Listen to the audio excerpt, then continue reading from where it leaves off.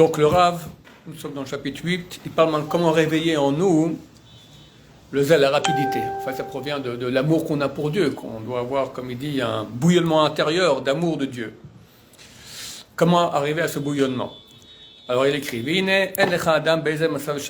n'as pas d'homme dans n'importe quelle situation dans laquelle qui pourrait se trouver, imani veimashir, qu'il soit pauvre ou riche, imbari imchole, qu'il soit en bonne santé ou malade, qui ne verra pas des événements extraordinaires et des bontés multiples dans sa situation. Car celui qui est riche et qui est en bonne santé, déjà il est redevable à Dieu pour sa richesse et sa santé. Et il faut s'en rendre compte. Eh ouais. Quand on va à l'hôpital, on fait un tour là-bas. Quand on sort, on fait le aller. On se rend compte à quel point les gens sont en bonne santé. C'est extraordinaire. Quand ça ne va pas, on se rend compte combien on était heureux quand on est en bonne santé. Mais une fois qu'on est en bonne santé, on devient habitué à ça. L'habitude, elle tue tout. D'accord? Mais c'est pas dire que c'est faux. C'est vraiment rien. Baruch Hashem, on est très redevable Hashem d'être en bonne santé. Et Ani Chayav Lo, le pauvre, il est aussi redevable Hashem. Shafilu Beronio, car même dans sa pauvreté, Mamtsilo Parnasato Lechnes Fafele, Dieu lui amène quand même son gagne-pain, son miraculeuse et extraordinaire. Et c'est vrai. Velo Manicho Lamoud, Barav ne laisse pas mourir de faim. Vous me direz, mais il y en a qui meurent de faim dans le monde. Ok, il parle maintenant de ceux qui sont encore vivants. Celui qui est vivant, tu dois dire merci. Et la tzedakah qu'il reçoit, c'est considéré comme son gagne-pain? Tout ce qu'un homme reçoit, enfin quelqu'un reçoit, qui peut lui permettre de vivre, c'est certainement un grand cadeau de Dieu, que ce soit par le biais d'une tzedaka de l'aumône qu'il a reçue, ou autre chose, où il a travaillé. Quelqu'un croit quand il travaille, donc j'ai gagné. Complètement faux. C'est Dieu, tout vient, bien sûr, tout provient de Dieu, c'est clair. Acholé, le malade, Hashem achaziko, bechoved cholio, ou makotav, que Dieu le soutient malgré la difficulté de sa maladie et de son fléau, du fléau qui l'a frappé. Il ne lui permet pas de descendre, de tomber complètement, de mourir quoi. Et toute autre chose du même type, au point que tu ne vois pas un être humain qui n'est pas redevable à son Créateur. Et pas peu, beaucoup. Et nous, qu'on est à Israël, comment on doit être redevable? Et dans la Torah, comment on doit être redevable? En terre d'Israël, encore plus, on devrait danser toute la journée. Une fois, quelqu'un, un Baal Tshuva, et alors Ben Sion, il sortait d'une simcha, ou la Mapéros, c'est une salle connue qui n'existe plus aujourd'hui. Et il va attendre pour prendre le bus. Alors le Baal Tshuva vient lui dire que je suis déprimé. Pourquoi? C'est dur pour moi, j'ai un Baal Tshuva, etc. T'es un Baal Tshuva? Il dit, mais tu te rends compte, tu devrais danser toute la journée. Ils sont où tes copains? Qu'est-ce qu'ils font? Ils sont complètement à côté de la plaque, ils ratent leur vie, et toi, tu as pu connaître Dieu. À ta place, je danserais toute la journée. C'est vraiment comme ça. Au Hachem, quelqu'un qui a pu connaître la Torah, qui avance dans la Torah, qui parle avec Hachem, il est aimé par Hachem. Et en plus, on est en Israël, et dans le monde de la Torah, et bientôt vient Mashiach. Il n'y a pas de mots pour... on devrait danser toute la journée. Mais... l'habitude. Non, on s'habitue au bien, et dès qu'il y a du mal, on dit on oublie tout le bien en fait. C'est vrai, on est comme ça. Hein. C'est terrible, l'habitude, il n'y a pas pire.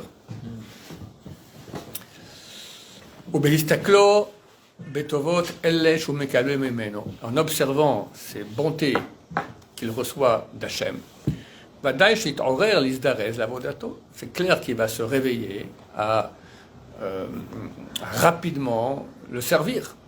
Comme j'ai écrit en haut. À plus forte raison, si il va analyser, il va se rendre compte que tout le bien qu'il a est dépendant de Dieu.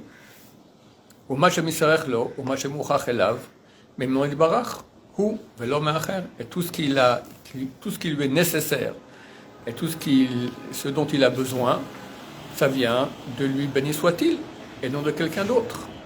Asher Alken, c'est pour cela. C'est clair qu'il ne va pas être paresseux de servir le service de Dieu. Et il ne va rien manquer dans tout ce service qu'il doit faire. Bon, ça c'est la théorie. Maintenant, il faut appliquer ça. Voir toute la journée, tous les bienfaits qu'Hachem nous fait, être reconnaissant et rendre. Et ça n'a rien à voir, mais ça a à voir quand même un peu. Aussi envers son prochain, surtout dans le couple, le conjoint, d'accord? Chaque mari croit que c'est normal que sa femme lui fasse le ménage, à manger, ranger. Quand ça ne va pas, il fait la tête, d'accord? Et la femme croit que c'est normal que le mari aille travailler, amène l'argent, et s'il amène un peu moins, ou qu'est-ce que j'en ai, elle fait la tête. Mais jamais de la vie, il n'y a rien qui est normal. Chacun doit avoir beaucoup de reconnaissance du bien que l'autre a pour lui, parce qu'il fait beaucoup de bien. Et ça, c'est la base de l'amour. Quand quelqu'un il a la reconnaissance du bien que l'autre lui fait, il est redevable, il est amoureux, et il y a le shalom. Mais s'il croit que tout est normal, et c'est jamais tout parfait, alors il voit que tout le lendemain il dit rien, c'est normal, donc je dis rien, et quand ça va pas, parce que c'est jamais parfait, il fait les remarques, et le couple peut commencer à s'oublier, c'est la fin, d'accord? C'est le début de la fin du couple, Hachem Ishmael. Je dis pas qu'on peut pas faire des remarques constructives et gentilles, mais il faut faire 99 remarques bonnes, de merci, d'amour, d'estime, de gentillesse, c'est une remarque qu'on pourrait un peu arranger un peu les choses un peu mieux. Mais c'est rare, les gens d'habitude ils disent rien parce que c'est normal que tout aille bien, et quand ça va pas, ils ouvrent la bouche parce que c'est normal que je dois dire quand ça va pas. Donc le conjoint s'habitue à ce que l'autre il ouvre la bouche rien qu'en mal, et c'est insupportable, et c'est la fin du couple. Vincharoe, et tu vois, shekalalti po bidvarai shoshet hamadrigot asher chilaktim bazeirut. Et tu vois que j'ai inclus ici les 3 degrés que j'ai cités dans la zeirut. C'était quoi? Le premier, c'était les gens qui aiment la perfection, ne pourront pas supporter d'avoir un péché. Ça, c'est les lois de la perfection. Le deuxième niveau, c'est ceux qui recherchent le kavod. Alors, le vrai kavod, c'est dans Olam Haba, donc il ne faut pas avoir de péché pour avoir une bonne situation dans Olam Haba. Et enfin, la multitude, que si tu fais des péchés, tu vas te ramasser des souffrances ici. Donc, réveille-toi. Alors, idem ici, dans le côté positif, les mitzvot. Kikvar inyanam echad, car leur sujet est le même. Va d'avoir la med minyano, et on peut apprendre ici la chose de là-bas. Chez les shemei adat, pour les gens qui sont dans la perfection, tia era mitzad achovam ou mitzad erech hamasim vachishvutam. Le réveil sera de l'obligation du point de vue de la valeur des actions et leur importance. Je comprends faire mitzvah, c'est une valeur énorme. Donc je suis amoureux de la perfection, donc je fais ces actions-là. La protim mehem, le degré en dessous, Mitzad ha'olam haba uchvodo, correspondant à le olam haba, le monde à venir, et le kavod qu'il aura là-bas. Si tu n'as pas fait de mitzvot, tu n'auras pas de olam haba. Les péchés, c'est l'enfer, et toutes sortes de purgatoires, de réparation. Mais une fois qu'on a réparé ça, alors olam haba, c'est la mitzvot qu'on a fait. Donc si quelqu'un n'a pas de mitzvot, eh ben, il n'a pas de olam haba. Il faut bien qu'il y ait quelques mitzvot, au moins quelques, si possible beaucoup, et des bonnes, de qualité. Et j'ai une mitzvah. Une, ça donne Olam Haba. Parce qu'on nous dit que la valeur d'une mitzvah, elle est énorme quelque part. Maïmonide décrit ça clairement à la fin de traité Makot. Là-bas, il y a une citation de Mishnah que tout le monde connaît. Rabbi Hanan ben Kasha Omer a dit Rabbi Hanan ben Kasha. Dieu a voulu faire mériter Israël. Les fichach, et ben Torah mitzvot. Pour ça, il leur a donné beaucoup de Torah, beaucoup de mitzvot. Alors, Rabbi m'explique pourquoi on a tellement de mitzvot. Parce que pour avoir la Maba, il faut faire une mitzvot de façon pure, désintéressée, vraie, par amour de Dieu. Il dit, c'est pas facile. Il dit, tellement de mitzvot, on fait des millions dans la vie, au moins il y en aura une que tu auras fait comme ça, tu as droit au Olam Haba. Quelqu'un va dire, bon, ça va, moi, quand j'ai 18 ans, je me souviens que je fais une mitzvah de façon totale, trop bien, pépère, fini, je fais plus rien. Il a droit au Olam Haba. Il aura un petit Olam Haba minus. Minus. En plus de ça, est-ce qu'il a bien fait? En plus, espérons qu'il a bien fait, d'accord. Le minus dans l'infini, c'est peut-être énorme. Non, alors tu as un minus infini. Tu as un infini, mais minus. Ça reste infini. Oui, mais il y a la qualité. Ouais, quelqu'un, il habite dans un boui-boui. Il y a la qualité dans l'infini. Non. Il y a la durée, c'est infini. Et il y a la qualité, c'est certain qu'il y a 10 niveaux différents. C'est pas tout le monde voit l'infini et vit un infini et tout ça. On vit dans le temps un infini. Mais en qualité. T'as un qui a un petit Olam Haba, et t'as un qui a un grand Olam Haba, et un énorme Olam Haba. Tous sont infinis. Un, il a un boui-boui, et l'un, et l'autre un palace. D'accord? En quelque sorte, on peut parler ainsi. Un, il voit la télévision en noir et blanc, même pas, c'est un audio qu'il n'entend pas bien, et un, il voit en 4 dimensions, par exemple. D'accord? Alors tout c'est infini. Et donc après, il n'y a que le mérite des enfants qui peut permettre de passer à la télé en grand écran. Elle met des enfants. Il y a aussi autre chose. Il y a un truc qui s'appelle... J'ai fait un cours sur le sujet, ça s'appelle Capital Garantie. Ça s'appelle le Aibur Neshama. Que l'âme va rentrer dans une personne qui va faire une mitzvah et va l'aider à faire cette mitzvah. Et il reçoit le mérite de la mitzvah qu'il a aidé à faire. Il y a un avantage, c'est que si le type va faire une mitzvah, en passant, il va regarder une fille ou dire un mensonge, faire un shonara, tout de suite, l'âme qui est venue, elle quitte. C'est ça, capital garanti. Tu peux que gagner et pas perdre. Parce que si on revient en Gilgoul pour avoir plus, et des fois c'est une solution, il y a un danger qu'on perd tout aussi, parce qu'on peut faire des péchés.